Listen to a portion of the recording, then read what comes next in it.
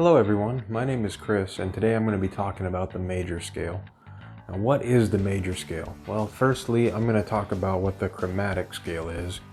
Chromatic is simply just a way of saying that you're playing every note in the musical alphabet. So let me play for you the C chromatic scale. A glorious thing, just wait and see.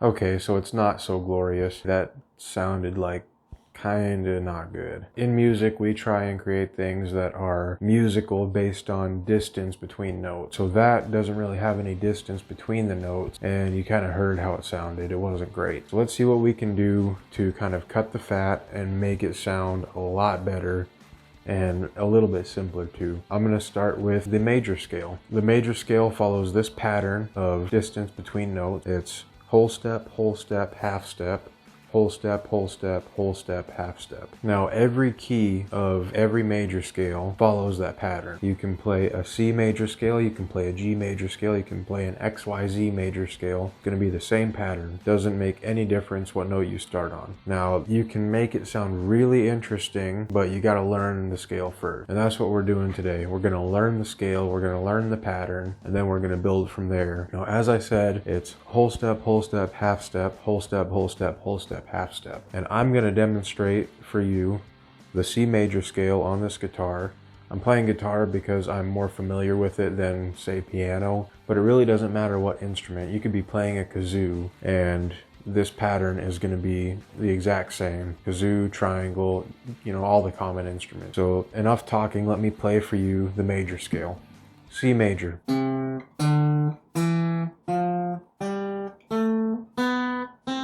Really not a whole lot different. We just cut some of the notes out, but it's the way that we cut them out that makes it sound so not really interesting, but it makes it sound a lot better than what we played before. It's still got a long way to go before it's anything musical, but half of the battle is learning how to memorize the intervals of the major scale. Now once you've learned the pattern, it's time to learn what the intervals are, and it's really not that complicated. You only need like 4 or 5 degrees to learn this thing. Ready? So it's the first note, or the root we call it. Your second note is the second. Your third note is the third.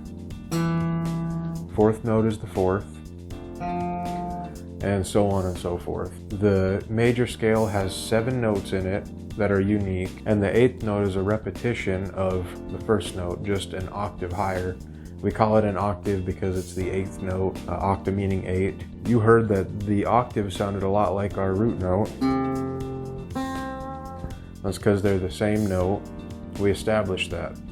You have all your notes in between. So in the key of C major, we have a D, E, F, G, A, B, then we go back to C. Now, if you were to play, say, in a G major scale, it's the same pattern. We're not changing the pattern at all here, but we're just moving down to where we start on a G. And I'm going to pick the G right below the note that we started on for that C major scale.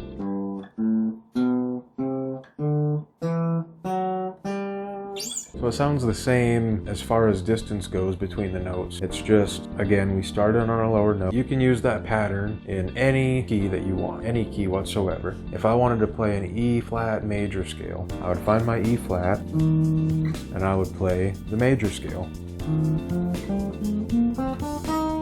Same thing if I was going to play an A major scale. Same thing if I was going to play a G sharp major scale.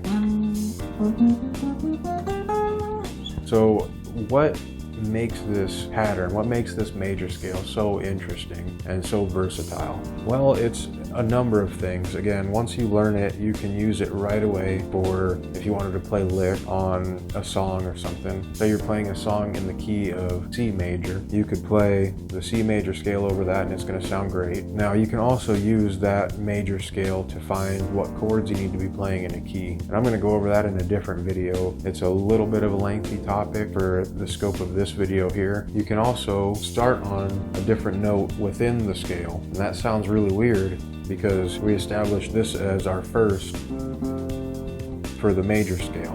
I'm going to get into modes in depth in a later video, but for now I just want to kind of perk your ears up and plant the seed of, using the major scale and running with it and creating with it and finding all these new discoveries for you personally to, experience and make your own. With that being said, I'm going to wrap up this video. I'm getting used to this YouTube thing, or at least trying to. I'm going to try and be on more of a schedule, so stay tuned for future videos. And as always, thank you for watching.